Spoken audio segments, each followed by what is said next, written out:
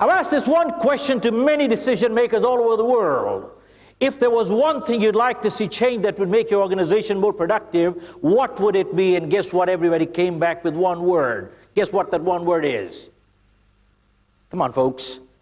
And that one word is attitude. And people said if our people had a better attitude, we'd have a better teamwork, quality, bottom line would go up. The most important word in the English language today is the word attitude. There was a study conducted which said 85% of the time a person gets a job or a promotion is because of their attitude. 15% how smart they are, what facts and figures they know. And almost 100% of education dollars go to teach facts and figures, which accounts for only 15%. And what we are talking is the 85%. Folks, would you agree with that one word, attitude? Yes, no? Okay. Now the big question is, how do we form attitudes? Folks, attitudes are formed with something called the triple E's of attitudes. One is called the environment, and the second is called the experiences in life, and the third is called education. Environment, experiences in life, and education. Environment starts from where? Our family environment, work environment, social environment, political environment, religious environment. All these environments starts creating our attitude. Folks, have you noticed an overcritical environment within the family, or go further, overcritical parent, teacher, supervisor, who constantly questions your ability, intelligence, and appearance, leads to what? A low self-esteem, inferiority complex, in turn leads to a negative attitude. Let me repeat.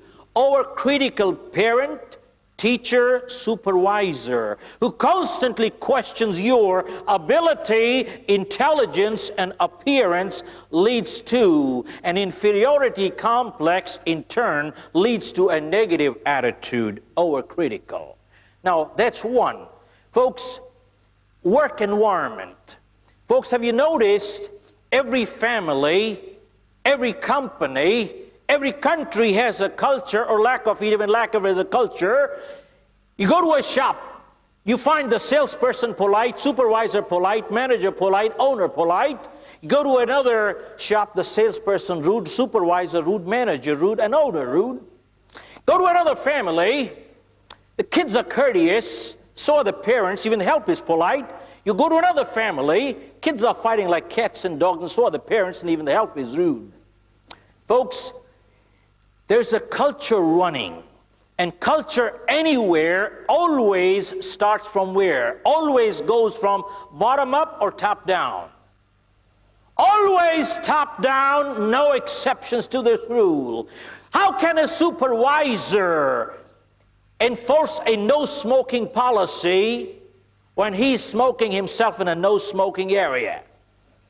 It doesn't work that way. How can a parent teach his kids to be honest when they're not honest themselves? How can an entrepreneur tell his people to be honest when they maintain 5 cash books? Hello? It doesn't work that way, folks. One is environment. A second is the social environment, folks. Have you noticed where the social environment is honest, a corrupt person has a hard time? Reverse it, where the social environment is corrupt, an honest person has a hard time. Yes, no? Yeah. You go back, many people have gone from the Asian regions to Canada, United States, many other places.